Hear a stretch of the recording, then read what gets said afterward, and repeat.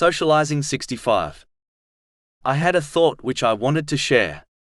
I was pondering over how some people become overly sad when they are criticized. A Muslim should always remember that there are two types of people. The first are rightly guided, as their criticism of others is based on the criticism and advice found in the Holy Quran and the traditions of the Holy Prophet Muhammad, peace and blessings be upon him. This type will always be constructive and guide one to blessings and the pleasure of Allah, the Exalted, in both worlds. These people will also refrain from over or underpraising others. Overpraising others can cause them to become proud and arrogant. Underpraising others can lead them to becoming lazy and put them off from doing good. This reaction is often observed in children.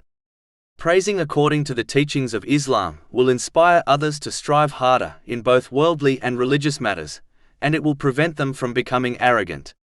Therefore, the praise and constructive criticism of this person should be accepted and acted upon, even if comes from a stranger. The second type of person criticizes based on their own desires.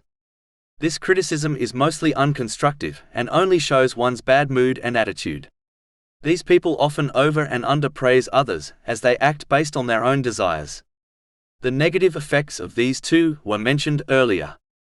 Therefore, the criticism and praise of this person should be ignored in the majority of cases, even if it comes from a loved one, as it will only cause one to become unnecessarily sad in cases of criticism and arrogant in cases of praise.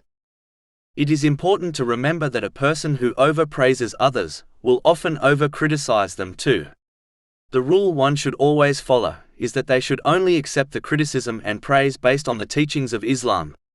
All other things should be ignored and not taken personally.